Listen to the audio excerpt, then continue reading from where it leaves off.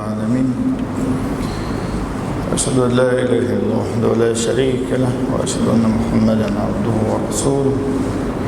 اللهم صل على محمد وعلى آله وصحبه أجمعين، وبعد.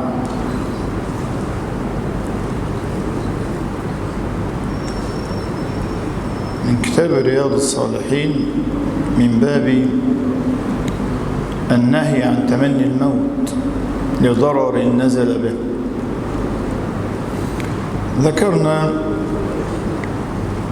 3 أحاديث يتعلق بعضها ببعض. قول النبي صلى الله عليه وسلم: لا يتمنى أحدكم الموت ولا يدعو به من قبل أن يأتيه، فإنه إذا مات انقطع عمله ولا يزيد المؤمن عمره إلا خيرا. هذا رواه مسلم عن أبي هريرة رضي الله عنه. وقول النبي صلى الله عليه وسلم: لا يتمنى أحدكم الموت إما محسنا فلعله يزداد، وإما مسيئا فلعله يستعتب. رواه البخاري عن أبي هريرة رضي الله عنه أيضا. ثم في الصحيحين عن أنس رضي الله عنه النبي صلى الله عليه وسلم قال: لا يتمنين أحدكم الموت، فإن كان لابد فاعلا فليقل: اللهم أحيني ما كانت الحياة خيرا لي، وتوفني إذا كانت الوفاة خيرا لي.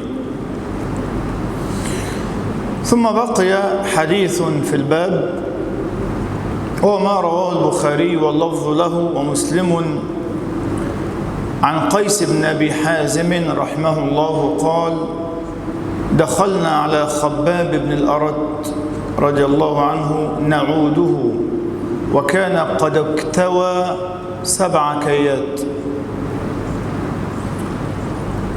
فقال لنا: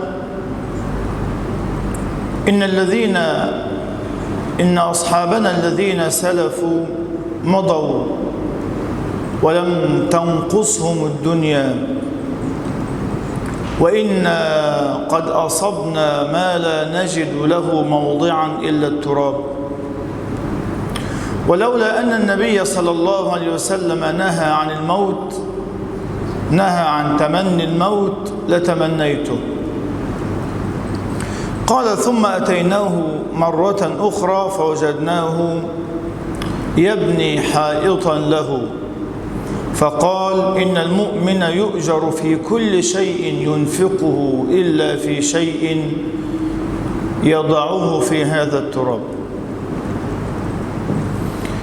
قيس بن أبي حازم من كبار التابعين، من المخضرمين أو المخضرمين، أدرك الجاهلية وأدرك زمان النبي صلى الله عليه وسلم، وروى عن 10 المبشرين، وقيل لم يروي عن عبد الرحمن بن عوف، ولم يروي أحد عن 10 غيره. وطبعا أي راو يروي عن أبي بكر رضي الله عنه خاصة يكون من المخضرمين، يعني لازم يكون أدرك النبي صلى الله عليه وسلم. أي راوي يروي عن أبي بكر، لأنه ليس بينهما سوى 2 فقط، أعني رسول الله صلى الله عليه وسلم وأبا بكر رضي الله عنه. وقيس كاد أن يكون صحابيا، أبوه صحابي، وهو كاد أن يكون صحابيا. أتى النبي صلى الله عليه وسلم ليبايعه، فمات النبي صلى الله عليه وسلم وقيس في الطريق. قيس في الطريق، ودخل المدينة وقد مات النبي صلى الله عليه وسلم، ففاتته الصحبة، فاته شرف الصحبة. قال: دخلنا على خباب بن الأرت رضي الله عنه. طبعا خباب من أوائل الذين أسلموا، وأوذوا كثيرا في الله عز وجل. دخلنا على خباب بن الأرد نعوده، جملة حالية أو سببية. دخلنا على خباب، لماذا نعوده؟ وكان قد اكتوى 7 كيات. اكتوى 7 كيات، أي من داء، من علة به، في رواية في بطنه. فكان عليلا رضي الله عنه، كما روي أيضا عن عمران بن حسين رضي الله عنهما أنه ظل 20 سنة أو أكثر نائما على سرير مثقوب، وكان قد اكتوى أيضا. وورد نهي في الكي في الصحيحين. النبي صلى الله عليه وسلم قال: الشفاء في 3، أو إن كان الشفاء في شيء ففي 3: شربة عسل، وشرطة محجم، ولذعة بنار. ولا أحب الكي. وفي رواية: وأنهى أمتي عن الكي. يعني الشفاء في هذه 3: شربة عسل، عسل نحل يعني، لأن فيه شفاء للناس كما ذكر الله عز وجل. والحجامة، وفيها أيضا أحاديث كثيرة. ولذعة بنار، كي. وأنهى أمتي عن الكي. النهي ها هنا نهي تنزيه وليس نهي تحريم. ما الدليل؟ أن النبي صلى الله عليه وسلم كوى سعد بن معاذ رضي الله عنه، كواه 2 مرتين. واكتوى ابن عمر رضي الله عنهما من اللقوة. اللقوة زي شلل مؤقت في بعض الأعضاء. وكذا كوى النبي صلى الله عليه وسلم أبي بن كعب أيضا. يبقى معنى ذلك إذا فعل النبي صلى الله عليه وسلم شيئا ونهى عنه وفعله الصحابة أيضا، يبقى نقول جمعا بين الأحاديث، لا يقال بقى ناسخ ومنسوخ إلا إذا عجزنا عن الجمع، إلا إذا لم يمكن الجمع. ولكن تقول يبقى النهي المراد به نهي تنزيه، يعني لو تركته أفضل. وقيل إن النهي لمن وجد دواء غير الكي، لأنه نوع تعذيب. من وجد دواء غير الكي فاكتوى، هذا يدخل في النهي. لكن إن لم يكن هناك دواء غيره حينئذ فلا بأس، فترفع الكراهة حينئذ. وكانت العرب تقول: آخر الدواء الكي، آخر الدواء الكي. ومنهم من قال: بل المقصود إذا اكتوى وظن أن الكي نافع بذاته ولم يرى أنه مجرد سبب، وأن الشفاء بيد الله عز وجل، اكتوى أو لم يكتوي. وأدخل بعضهم ذلك في حديث أبي هريرة وعمران بن حسين وابن عباس وغيرهم رضي الله عنهم عن النبي صلى الله عليه وسلم في صفة الذين يدخلون الجنة بلا حساب ولا عذاب. قال النبي صلى الله عليه وسلم فيهم: هم الذين لا يسترقون ولا يكتوون ولا يتطيرون وعلى ربهم يتوكلون. إذن كان خباب رضي الله عنه اكتوى 7. فلما دخلنا عليه قال: إن أصحابنا الذين سلفوا أي مضوا ولم تنقصهم الدنيا، أي ماتوا قبل أن تفتح عليهم الدنيا فيتعجلوا الطيبات والنعيم، وإنما ماتوا ولم يأخذوا شيئا من الدنيا.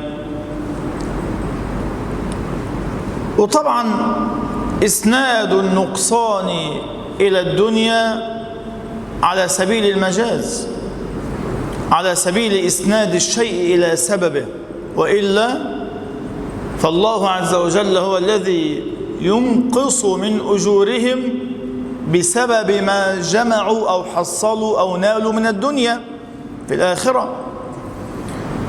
وهذا يدل على أن العبد إذا نال من الدنيا نعيما أنه ينقص من أجره عند الله تعالى يوم القيامة. ده الظاهر من الكلام، مضوا ولم تنقصهم الدنيا، لم تنقصهم أي من أجورهم يوم القيامة. لأن خباب رضي الله عنه أيضا كان يقول في البخاري أيضا: منا من مات ولم يأكل من أجره شيئا. منهم مصعب بن عمير مات رضي الله عنه ولم نجد له ما نكفنه إلا بردة، إن غطينا رأسه بدت رجلاه، وإن غطينا رجليه بدا رأسه. ومنا من أينعت له الدنيا فهو يقطفها، قاعد بقى يقطف الثمار. منا من أينعت له الدنيا فهو يهدبها، يعني يقطف ويجني ثمارها. مصعب بن عمير رضي الله عنه أهو مات قتل رضي الله عنه شهيدا في أحد، لسه في أول الإسلام وقبل بقى الفتوحات والغنائم هذه الأمور، قبل أن تتزخرف الدنيا. هناك من الصحابة من نال ذلك، وهناك من خرج من الدنيا ولم يأخذ شيئا. فخباب رضي الله عنه كأنه يعني ينعى حاله، وكأنه يغبط الذين مضوا ولم تنقصهم الدنيا. وقد روي عن ابن عمر رضي الله عنهما أنه قال: ما نال أحد شيئا من الدنيا إلا نقص من أجره يوم القيامة وإن كان على الله كريما، وإن كان على الله كريما. يأخذ من الدنيا ينقص من أجره يوم القيامة وإن كان على الله كريما. وهذا يمكن أن يستدل له بقول النبي صلى الله عليه وسلم صحيح مسلم أن فقراء المهاجرين، وفي رواية الفقراء،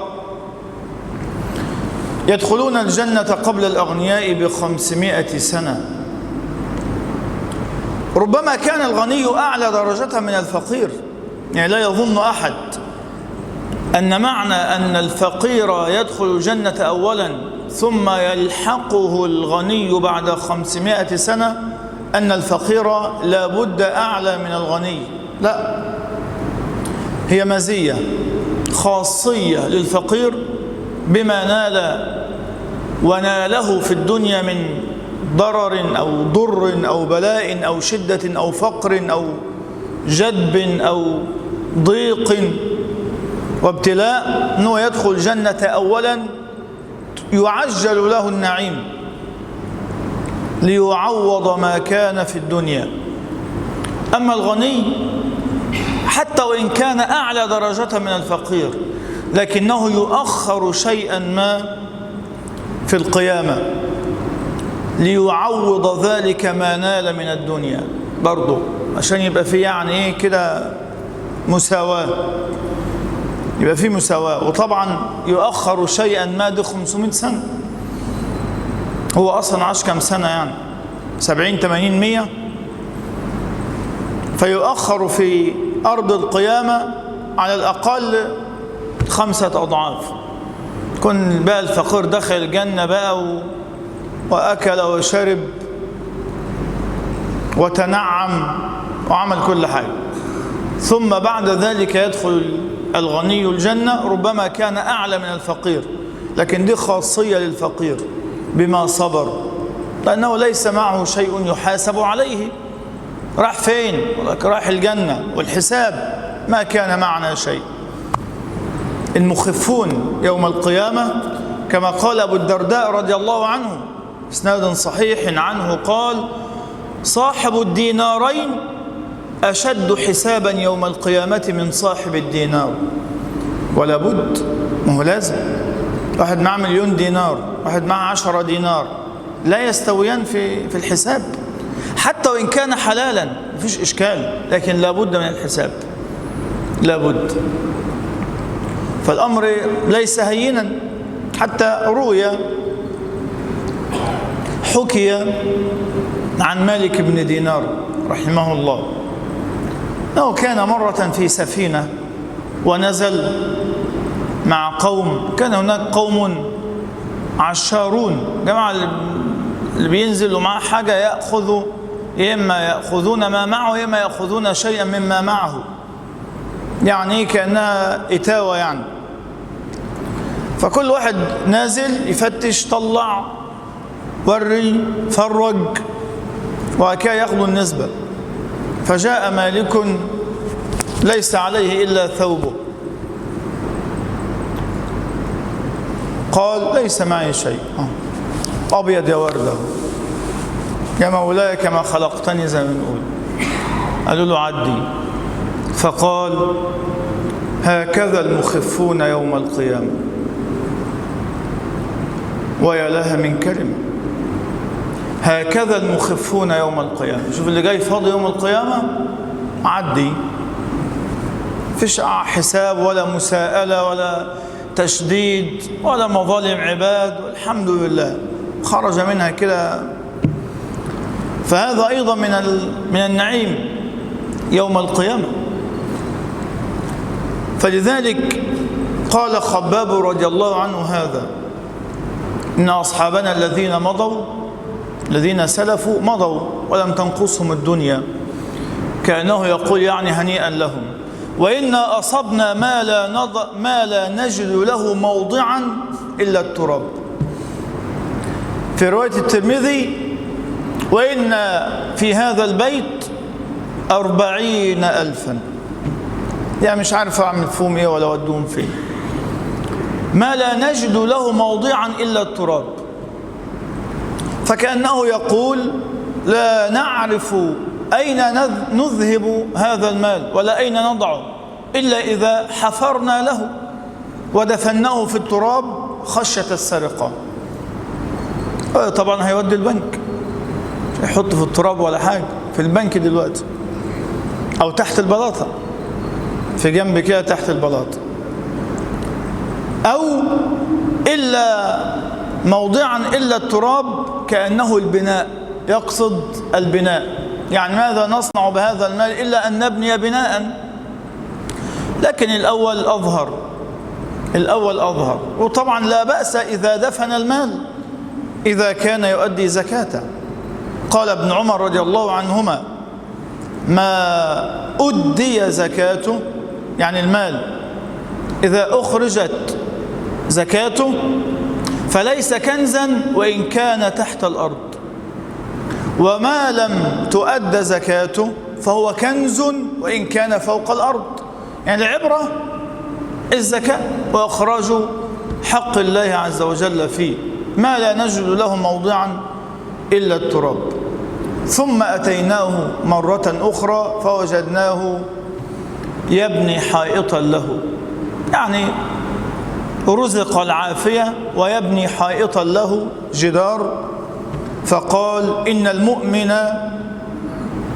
يؤجر في كل شيء ينفقه، يعني يبتغي به وجه الله تعالى، لأن أي حاجة يلهو ويعبث بالمال لا يؤجر، بل ربما دخل في الإسراف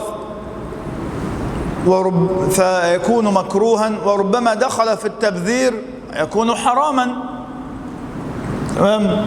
بمعنى ذلك أن هناك فرقا بين الإسراف والتبذير، ولا إيه؟ طيب إيه الفرق؟ طيب بس باختصار شديد. هذا حسن يا شيخ، حسن، كلام جميل. باختصار، الإسراف أن تنفق فيما يحل لك لكن فوق الحاجة. أما التبذير فهو الإنفاق فيما لا يحل ابتداء. بمعنى أدق وأبلغ، الإسراف هو الإنفاق فيما ينبغي فوق ما ينبغي، والتبذير هو الإنفاق فيما لا ينبغي. التبذير حرام، إن المبذرين كانوا إخوان الشياطين. خلاص يبقى حرام اهو، مش هيبقى أخا للشيطان وهو مباح أو حتى مكروه. فممكن الإنسان ينفق هذه النفقة، لكن خباب رضي الله عنه يريد إن المؤمن لا يؤجر في كل شيء ينفقه، يعني ويبتغي به وجه الله، إلا في شيء ينفقه في هذا التراب، يعني البناء لا أجر له فيه. وقد روي ذلك في حديث مرفوع، لكن هذا أصح شيء في الباب، اللي هو قول خباب رضي الله عنه: المؤمن لا يؤجر في نفقة البناء. طب ليه؟ غالبا النفقة فوق الحاجة، ليس هناك بناء أبدا إلا هو فوق الحاجة، إلا هو فوق الحاجة. يعني هات أي بيت مبني، أي بيت مبني لازم يكون فيه فوق الحاجة، فوق ما يحتاج إليه، أساسات وما أعرفش مين وزخارف وزخرفة وزركشة وأثاث وأشياء، غالبا فوق الحاجة. غالبا يعني الإنسان يقدر لا شك يعيش بغيرها. ولذلك كان سفيان الثوري رحمه الله إذا مر ببيت مزوق لم ينظر إليه. كان أحد أصحابه معه، نظر قال: لا تنظر، فإنما بنوه لينظر إليه. يعني هم لو عارفين إن محدش هيبص ولا حد هيعمل حاجة، خلاص هيعملوا أي حاجة وخلاص من بره، لكن هو يريد بقى أن هو يلفت انتباه الناس، كل هذا فوق الحاجة، وكل هذا لا شك أنه محاسب عليه. عشان كده قباب رضي الله عنه قال: وإن المؤمن لا يؤجر في كل شيء أو في كل نفقة ينفقها إلا في شيء ينفق في هذا البناء. حديث بقية إن شاء الله تعالى. قولوا قول هذا، استغفر لي ولكم، وصلى الله وسلم وبارك على محمد وعلى آله وصحبه أجمعين. الحمد لله رب العالمين.